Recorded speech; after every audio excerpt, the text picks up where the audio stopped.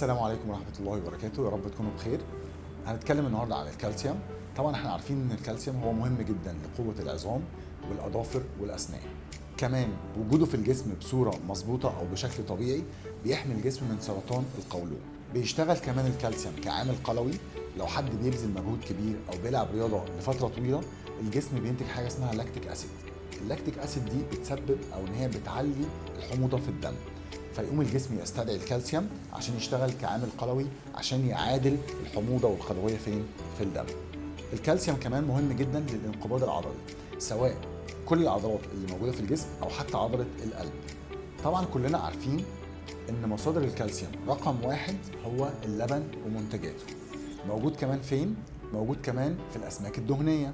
بعد كده هلاقيه موجود في البروكلي والسبانخ والورقيات الخضراء. الجسم مش بيعرف يستفيد قوي من المصادر النباتيه للكالسيوم، لان بيكون في تكوينها عناصر تانية بتقلل امتصاص الجسم من الكالسيوم. لو انا هاخد كالسيوم كسبلمنت، الجرعه بتكون ما تزيدش عن 1000 مللي جرام في اليوم عشان ما تسببش حصوات.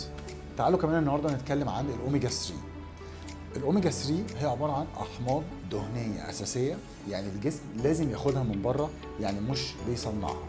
الاوميجا 3 مضاده للالتهاب، ولو في التهاب في الجسم برضه هي بتقلله. بتساعد الجهاز العصبي خاصه فيما يخص الذاكره. بالنسبه للحوامل هي بتساعد على نمو الجهاز العصبي للجنين. بتساعد الجسم كمان الاوميجا 3 في ان هي تقلل الكوليسترول الضار، او بمعنى اخر ان هي بتساعد الجسم ان هو يقدر يزود الجود كوليسترول او الكوليسترول النافع. المصادر بتاعه الاوميجا 3 اول حاجه الاسماك الدهنيه، وعندي برضو صفار البيض فيه اوميجا 3، وكمان بلاقي اوميجا 3 موجود في بعض المصادر النباتيه زي بذور الشيا وبذور الكتان وعين الجمل. لكن مشكله الاوميجا 3 من المصادر النباتيه ان هو بيكون موجود فيها في صوره غير نشطه، فلازم الجسم يحولها للصوره النشطه بتاعتها عشان يقدر يستفيد منها.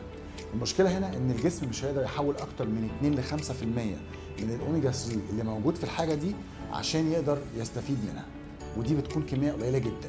اهم حاجه بقى لازم تعرفها عن الاوميجا 3 وانت بتشتريها، لازم تبص على حاجه اسمها الدي اتش اي والاي بي اي. دول ايه؟ دول بيمثلوا الصورتين النشطين للاوميجا 3. يعني انا لو بشتري اوميجا 3 كسبلمنت هبص على الاثنين دول، لو لقيت مجموعهم 500 او اكتر يبقى انا ممكن اشتري الاوميجا 3 ده كويس زي الفل. اقل من كده لا، اشوف منتج تاني. لسه مكملين في بعض انواع العناصر والفيتامينز اللي الجسم محتاجها. المره الجايه ان شاء الله لسه هنتكلم عن الحديد وعن الزنك. اشوفكم على خير ان شاء الله.